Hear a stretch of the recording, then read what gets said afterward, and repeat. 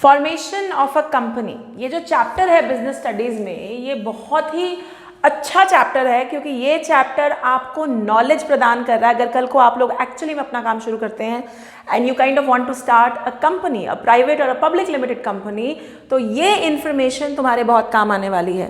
And looking at the kind of entrepreneurial push in the country right now, हो सकता है कि आप लोग भी कुछ सालों में अपनी कंपनियां चला रहे हो। तो इस चैप्टर को मार्क्स के लिए तो पढ़ना ही है, लेकिन it's brilliant knowledge in brilliant things that you can, practical things that you can use later on in your life. Okay, so आज की वीडियो में स्टार्ट करेंगे formation of a company chapter. Company बनाने में स्टेजेस क्या होती हैं, promoter कौन है, प्रमोटर के फंक्शंस क्या हैं, ये करेंगे आज की वीडियो में। Welcome everyone, you guys are watching Eco World Digital Classes and this is Business Studies series for Standard 11th. Like I said, I'm doing chapter number 7, Formation of a Company. Okay, so let's begin. देखो, company क्या होती है ये हम पिछले chapters में clearly पढ़ चुके हैं and we have also learned to differentiate between a joint Hindu family, a cooperative society, a company, a private company, a public company. हमें ये सब बातें फंडे क्लियर हो गए हैं, अज्यूमिंग की क्लियर हो गए हैं। अब बात करते हैं कि अगर तुम कंपनी ही बनाना चाहते हो कल को, तो तुम्हें क्या क्या चीज़ें, which all processes will you have to undergo, क्या क्या करना पड़ेगा वो डिस्कस करते हैं। तो किसी भी कंपनी को फॉर्म करने में 4 स्टेजेस हैं। There are 4 stages to formation of a company. ठीक है, पहली स्टेज प्रमोशन, दूसरी स्टेज इनकॉर्पोरेशन, तीसरी स्टेज सब्सक्रिप्शन और चौथी stage commencement of a business. ठीक है, पहली स्टेज प्रमोशन मतलब आइडिया सोचना और उसको एक कंपनी के रूप में रजिस्टर करना। फिर इनकॉर्पोरेशन, सर्टिफिकेट वगैरह आपको मिल जाती है जब आप सारे प्रोसेसेस, डॉक्यूमेंट सारे सबमिट कर देते हैं ना, तो आपको एक सर्टिफिकेट ऑफ इनकॉर्पोरेशन मतलब आप जी कंपनी बन गए उसकी सर्टिफिकेट मिल जाती है। Then there is subscription which is shares की अलॉटमेंट, शेयर होल्डर्स बनाना। एंड फाइनली कमेंसमेंट मतलब बिजनेस की शुरुआत की सर्टिफिकेट की, ये लो भाई अब तुम बिजनेस बन भी गए और बिजनेस शुरू भी कर सकते हो। Commencement means to start. Okay, तो ये 4 स्टेजेस हैं, पूरा चैप्टर इन 4 स्टेजेस को डिटेल में एक्सप्लेन कर रहा है। हम आज की वीडियो में पहले समझेंगे प्रमोशन क्या है और प्रमोटर के फंक्शंस क्या हैं। So promotion is nothing, it's like having an idea और उस आइडिया को टटोलना, एनालाइज करना कि क्या इस आइडिया से एक बिजनेस चल सकता है, और फिर उसको कंपनी के फॉर्मेट में, ऑर्गेनाइजेशन में बना डालना। See you have to understand, हर बिजनेस, पहली बात, हर idea is not worth being a business.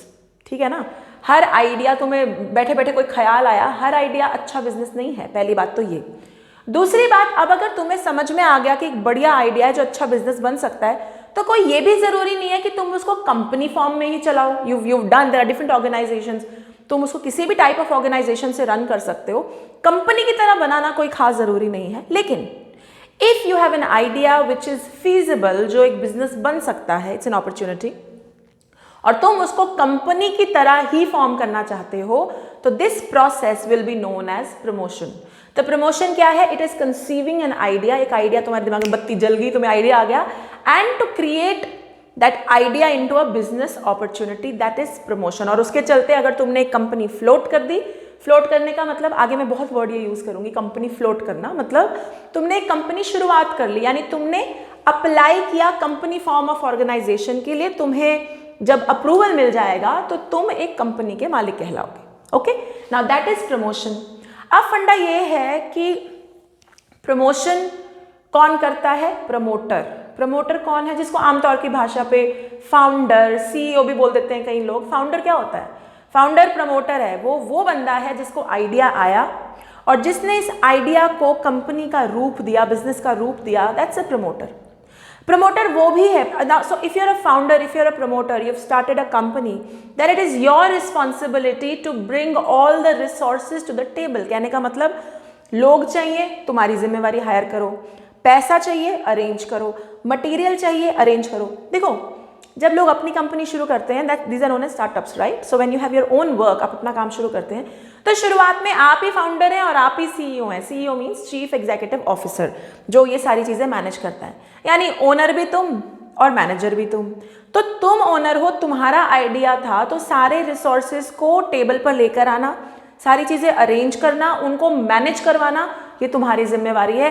And that is why promoter has all these responsibilities, you know, to get everything together and to initiate a business. धक्का मारना, शुरुआत करना promoter के हाथ में है। Okay, clear? ओके, अब फंडा एक दिमाग में रखना, प्राइवेट कंपनीज और पब्लिक कंपनीज में फर्क है, you know that right. Private companies अपना काम शुरू कर सकती हैं पहली 2 स्टेजेस के बाद ही।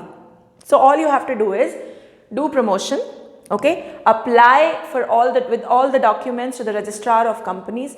याद रखना, फॉर्मेशन ऑफ कंपनी में registrar of companies is the authority, सारी डॉक्यूमेंट्स वहीं जाती हैं। और जैसे ही वो आपको सर्टिफिकेट ऑफ इनकॉर्पोरेशन देते हैं, यानी आपका नाम रजिस्टर हो गया as a private limited company, you can start your work. लेकिन पब्लिक कंपनी के केस में ऐसा नहीं है, उनको 4 स्टेजेस के थ्रू निकलना पड़ता है। उन्हें प्रमोशन करनी है इनकॉर्पोरेशन सर्टिफिकेट के बाद, जब तक उन्हें कमेंसमेंट ऑफ बिजनेस, 4थी स्टेज के बाद उन्हें जब तक सर्टिफिकेट नहीं मिलेगा कमेंसमेंट का, public companies can't start their work. Clear है? ये डिफरेंस बड़ा क्लियर है, दिमाग में रखना। Okay, let's move forward. अब प्रमोटर का क्या काम है? What is the work of a promoter और अ फाउंडर? पहला काम तो है बिजनेस अपॉर्चुनिटी आइडेंटिफाई करना। अब मजे की बात ये है कि ये पॉइंट समझाना बड़ा डिफिकल्ट है यार। बिजनेस अपॉर्चुनिटी आइडेंटिफाई कैसे करते हैं? देखो, तुम्हें एक रात को सपना आया कि तुम कल से एक रेडी लगाओगे और तुम उस पर सब्जी बेचना शुरू कर दोगे। That's one idea. प्रॉब्ली तुम्हें एक आइडिया आया कि तुम शूज़ की फैक्ट्री लगाओगे। तुम्हें ऐसा लगा I am in love with shoes, so I want to create a shoe factory. और भी बड़े ख्याली पुलाव आते हैं, ऑटोमोबाइल इंडस्ट्री लगा देता हूँ मैम, मेरा बड़ा मन है कि मेरे को कार्स बहुत पसंद है, let me create a designer swanky automobile car industry. बहुत बढ़िया, लेकिन इनमें से कौन सा तुम्हारी स्टेज में तुम्हारे फाइनेंसेस के साथ कर सकते हो, उसमें बहुत फर्क होता है। तो प्रमोटर का काम है, जो अगर आप genuinely if you want to really start something, and guys this is good as for you all, अगर तुम में से कोई ऐसा है who wants to be an entrepreneur in life later, start looking for opportunities around you. आज नहीं शुरू करोगे, ग्रेजुएशन के बाद शुरू कर लेना, लेकिन स्टार्ट लुकिंग फॉर अपॉर्चुनिटीज। वो अपॉर्चुनिटीज जो अच्छा बिजनेस मॉडल बन सकती हैं, जो बिजनेस में क्रिएट की जा सकती है। फॉर एग्जाम्पल, कई लोग बहुत अच्छे आइडियाज लेकर आते हैं, लेकिन then they are not feasible, profitable नहीं होते। आइडिया बहुत अच्छा है बट स्केल अप नहीं हो पाते, सबके पास नहीं पहुंच पाते, इसलिए प्रॉफिटेबल नहीं होते। तो प्रमोटर का पहला काम है राइट बिजनेस अपॉर्चुनिटी को उठाना, जो अच्छी प्रॉफिट वाली बिजनेस अपॉर्चुनिटी बनेगी उसको देखना। दूसरा, फीजिबिलिटी स्टडीज। अब ये वर्ड बहुत इंपॉर्टेंट है। फीजिबिलिटी का सीधा मतलब है भाई ये काम चलेगा कि नहीं चलेगा, कहीं ठप तो नहीं हो जाएगा, कहीं मेरा ख्याली पुलाव भी तो नहीं रह जाएगा कि मैं सोचूं हाँ मैं ये बना लूंगा और हो कुछ भी नहीं रहा। सो फीजिबिलिटी स्टडी, एनालिसिस कि ये idea will it work in the manner that I wanted to, क्या ये काम करेगा, दैट इज फीजिबिलिटी स्टडी। इसमें कई सारी स्टडीज होती हैं। पहली होती है technical feasibility. So you want to start a automobile industry, तुम कार्स बनाना चाहते हो। Do you know about all the raw materials that are required? क्या तुम्हें पता है कि वो रॉ मटेरियल मिल भी रहे हैं, नहीं मिल रहे हैं, उनका रेट क्या चल रहा है? नई टेक्नोलॉजी आ गई, इलेक्ट्रिक कार्स आ गई हैं, are you up for the competition? क्या तुम उसको हैंडल कर पाओगे? Technical feasibility relates to technology, technique, raw material, everything of the business opportunity that you are thinking about. क्या वो सारी चीज़ें जो आप अरेंज करना चाहते हो, एक बार आपको मार्केट सर्वे करना पड़ेगा कि क्या वो सारी चीज़ें आप वाकई अरेंज कर पाओगे? है अगल बगल, विल इट बी तुम्हारे नॉलेज के डोमेन में है भी, तुम कर पाओगे कि नहीं? अगला, फाइनेंशियल फीजिबिलिटी। ठीक है, तुम ऑटोमोबाइल की फैक्ट्री लगाना चाहते हो, पैसा बहुत लगेगा, है अपने पास इतना पैसा? नहीं है, कोई बात नहीं। तो अपने पास कितनी सेविंग है, बैंक से कितना लोन लेंगे, बैंक कितना लोन दे देगा, उसके लिए क्या क्या गिरवी रखना पड़ेगा, कोलैटरल क्या देंगे, all of things have to be calculated. So will we be able to manage funds, arrange finances for this dream project that we have? That's financial feasibility. And not the least, economic feasibility. भाई मैं raw material भी arrange कर दूँ, ठीक है, मैं पैसे भी अरेंज कर दूँ, उसके बाद क्या मेरा आइडिया वायबल या जैसे हम बोलते हैं प्रॉफिटेबल होगा? कहीं ऐसा तो नहीं होगा? तो मान लो मुझे लगता है कि मैं बहुत स्वैंक की कार डिज़ाइन करूंगी और उसकी फैक्ट्री लगा दूंगी, तो मैंने पैसा पूसा अरेंज करके एक car I got it on the road. Okay, चली नहीं भाई, लोगों को पसंद ही नहीं आई, लोग कह रहे हैं तुम्हारी गाड़ी अजीब सी है, टेढ़ी फेढ़ी बच्चों जैसी लग रही। By the way this happened with Micra, I should tell you this. When Micra initially came into the country, Nissan Micra, it was termed as a toy car बोलते थे। And if you seen Micra looks like a toy car. तो toy car के चक्कर में ना ऊपर से Micra के वेरिएंट्स बड़े इंटरेस्टिंग थे, मतलब there steel grey and there red, ऐसे ऐसे कलर्स हैं। तो men didn't want to touch Micra. Micra was looked at as like a toy car, a girl car. तो कौन इसको खरीदेगा? तो Micra की सेल्स नहीं पिकअप हुई थी, जबकि it's a fantastic car. Okay, other than that उसकी आफ्टर सेल सर्विस बहुत पुअर होती थी, सारे पार्ट्स जापान से इंपोर्ट कराने पड़ते थे, तो वो भी एक प्रॉब्लम थी। एक कार होती थी एस्टेलो करके, they introduce that car in pink colour and the pink color suddenly made it a all woman car. Guys didn't want to buy it, तो सेल्स उड़ गई। तो तुम समझ रहे हो ना, मुझे इकोनॉमिक फिजिबिलिटी भी देखनी है। मैं बड़ा आइडिया लगा के ले आई मार्केट पे, ये चलेगी भी, इसकी कोई प्रॉफिटेबिलिटी भी है, क्योंकि अगर प्रॉफिट नहीं हुआ तो बिजनेस चलाने का तो कोई पॉइंट ही नहीं है, right? So that ways economic feasibility also needs to be checked. After you have done feasibility studies and you are happy कि हो गया जी, हाँ हम कर सकते हैं, the third step is name approval. आपको रजिस्ट्रार ऑफ कंपनीज के पास अपना नाम, जो आप कंपनी का नाम बनाना चाहते हैं, वो वहाँ पे आपको उसकी अप्रूवल के लिए अप्लाई करना पड़ेगा, और वो बेसिस 3 चीज़ें आपको ये अप्रूवल देंगे। 1, आपका नाम किसी और ऑलरेडी एग्जिस्टिंग कंपनी के जैसा नहीं होना चाहिए, आइडेंटिकल सिमिलर नहीं होना चाहिए, क्योंकि अगर ऐसा हुआ तो जो एग्जिस्टिंग कंपनी है वो इस पे ऑब्जेक्शन रेज कर सकती है, तो वो नहीं होना चाहिए। 2, it should not be misleading, कहना कुछ चाह रहे हैं, नाम कुछ और है, किसी कल्चर में आपके नाम का कुछ अजीब सा मतलब है और किसी कल्चर में इट्स अ गुड थिंग, ये सब नहीं होना चाहिए पंगे अवॉइड करने के लिए। And finally there is a national emblem and names act, prevention act 1950। इसके चलते any heritage sites, UNESCO heritage sites, WHO के अंडर कोई भी ऐसे नाम जो एम्बलम्स हैं या जो नेशनल प्रॉपर्टीज़ हैं वो नहीं यूज़ होने चाहिए, क्योंकि फिर उनका मिसयूज़ होने के बहुत चांसेस होते हैं। अगर ये तीनों प्रॉब्लम्स आपको नहीं हैं तो आपको अप्रूवल मिल जाएगा नेम का, क्योंकि ये तीनों चीज़ें चेक की जाती हैं। इसीलिए आपको बोला जाता है कि 3 नेम्स प्रायोरिटी वाइज सबमिट कीजिए, मतलब आपकी preference number 1, preference number 2, preference number 3। अगर पंगा नहीं हुआ तो 1 ही तुम्हारा नाम हो जाएगा, लेकिन अगर पंगा हुआ तो at least they can go ahead with the second one और with the third one. That's the idea. अगर इनमें से कोई इशू नहीं है, form 1A, I think it's 1A, form 1A submit करना होता है और उसके चलते आपको नेम अप्रूवल मिल जाएगा। Are we clear? So now your name is also done. तो अगला पार्ट है signatories to memorandum of association लाना। कहने का मतलब वो लोग लाना जो आपके साथी, आपके को फाउंडर्स हैं, या यूजुअली हम जिन्हें डायरेक्टर्स कहते हैं। So there are some people who are your friends who will also be directors.